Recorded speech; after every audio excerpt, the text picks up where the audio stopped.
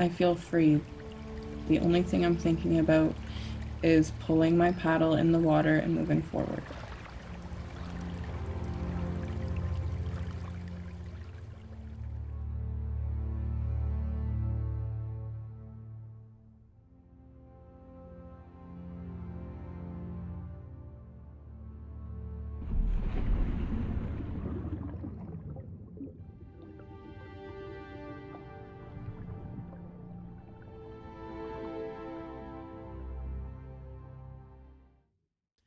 Megan Cleon Sna, Tinachin Claw Uxnach Okameo. My name is Meghan Ormandy. I'm from the Tsleil-Waututh people.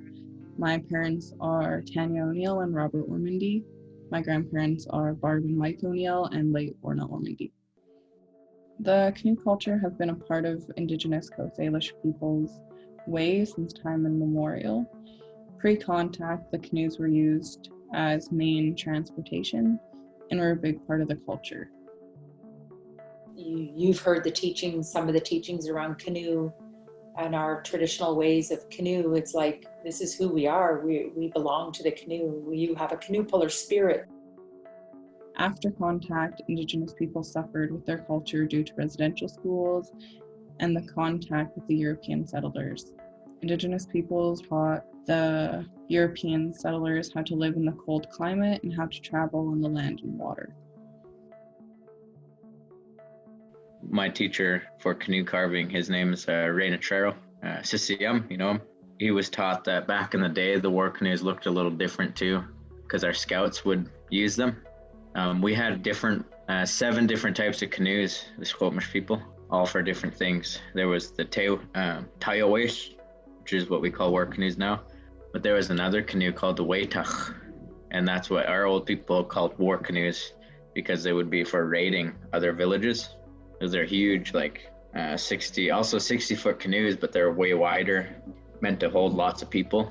And they would paddle, and they'd have like really big ends to kind of shield against arrows and spears and stuff when they're raiding other villages. But they said the ílwətaļ canoe, or ílwətaļ, some people call them one or the other, because now we have the deer head on the front of the canoe. A lot different people call it different things, but in the Squamish, we say that canoes come from the deer, the different parts of the deer, the heads of deer. But they said that the ílwətaļ used to have like almost like a big battering ram on the front.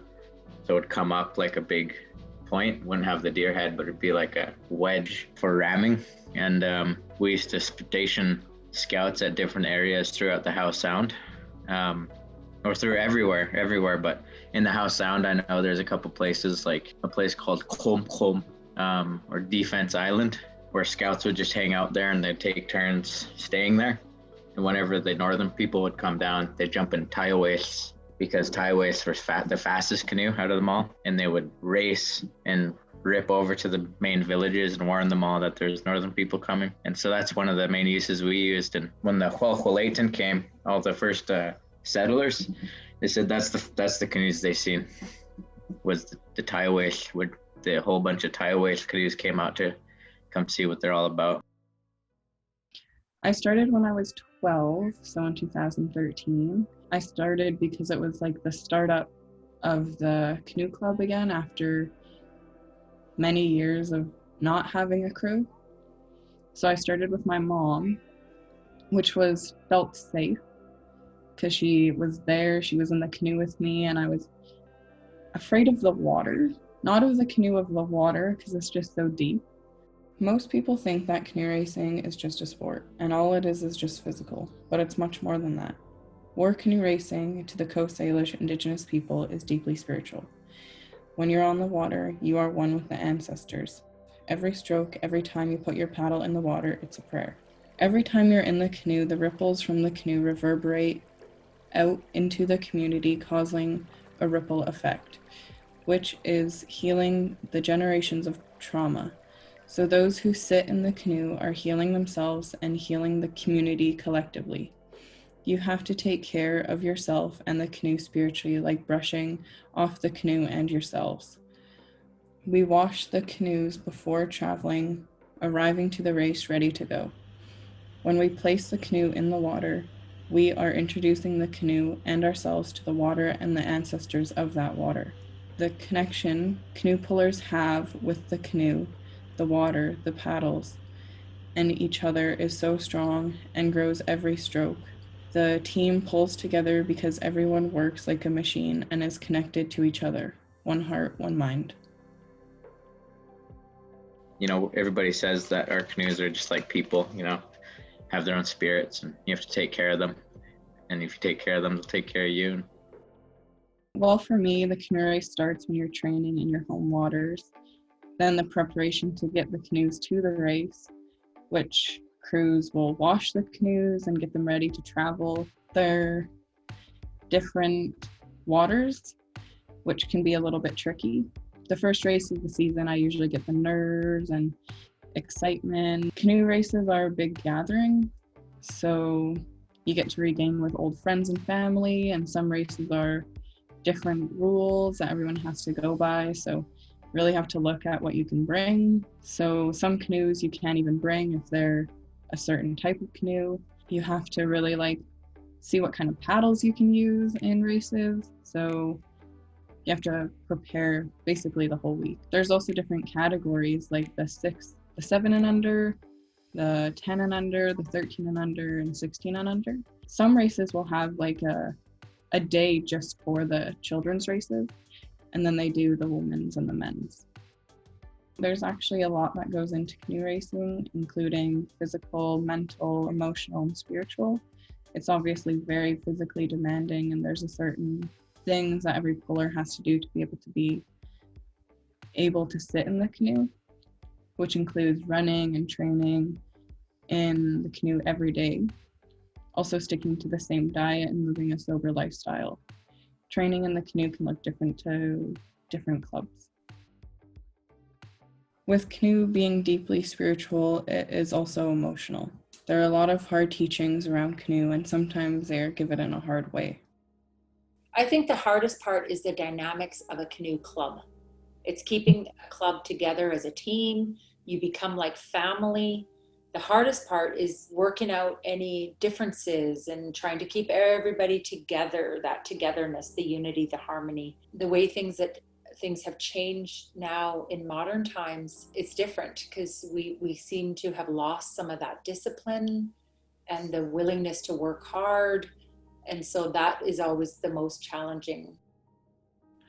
Being able to keep a team together and have the crew as one, so everyone can work together in unity on and off the water. At races, crews get loads of emotional support from friends and family on the beach cheering and supporting the pullers. Spending time on the water every day, the water, the wind, and paddling, the exertion, I think there's like a release, I think, if there's like sorrow or like frustration, anger, fear, hurt. I think that just doing the physical activity is like a release. I think spending that much time on the water, the wind, the sun, the rain, it's sort of the same thing, that those elements kind of like cleanse in our Coast Salish way, where we all believe that we have a Sgsmålwen, you know, and that when we release, and then one of the reasons we go bath is to replenish that with goodness. It takes a lot of mentality to be in the canoe. It's a lot on your body, which makes it hard for people to stay interested. The first few weeks of training is usually in the cold and rain, which some people can't handle. Some people also can't handle the physical exertion it takes on your body. When you get past the cold and rainy days, your body gets used to training. It feels like a reward because you are in shape and have the strength and the mentality it takes to train. Once you get in shape and once you're in great condition and you're out there and you're single and it's summertime and it's sun shining and you're in control of your own canoe and you're on the water, there's no better lifestyle. When your arms are sore and you feel like you can't breathe, it takes mind over matter to be able to complete a race. My late dad, Leonard George, started paddling. Uncle Bob trained him, was sort of like a mentor. And my dad, and so he was trained traditionally, like up early in the morning, still dark, go and go out in the canoe and train, get back and run, then go up the creek and bath, and all this discipline.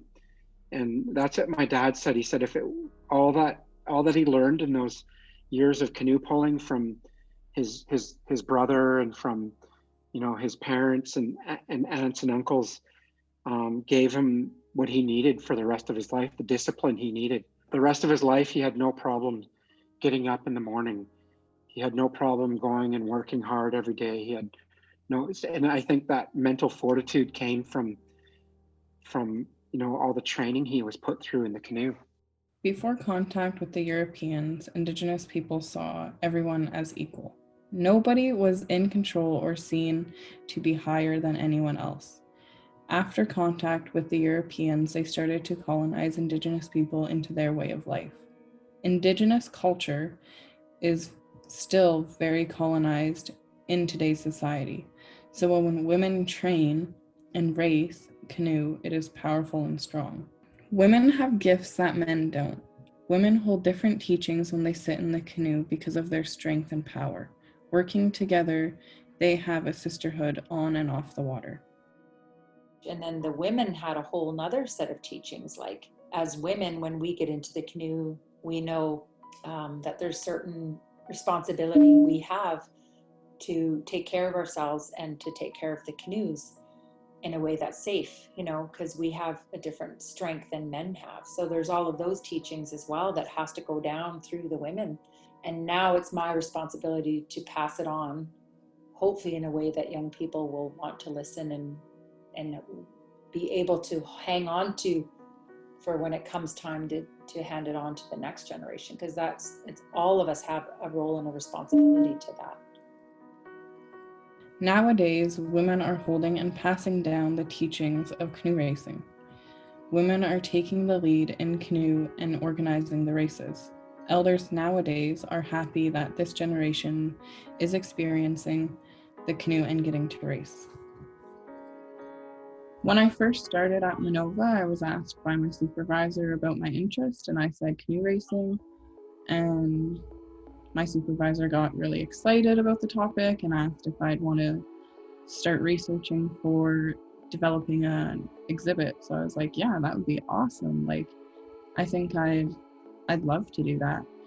So I had no idea what I was doing, and I had no idea what I got myself into, but I started researching photos and collecting all the information that I already knew, and then putting together a list of potential interviewees and then interviewing. I think it's pretty awesome that by 20 years old, I can say that I've developed a foundation for an exhibit from scratch by myself.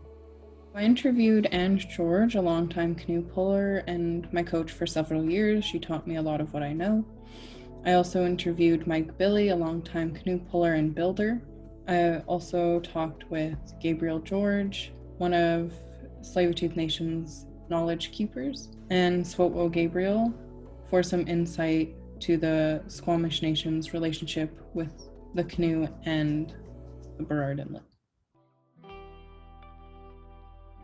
The Museum of North Vancouver is on the beautiful shores of the Burrard Inlet, which is a huge part of the Tsleil-Waututh and Squamish culture.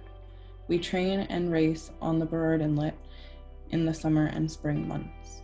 To the Indigenous Coast Salish culture, the water is very sacred and powerful. The Tsleil-Waututh people come from the womb of the inlet.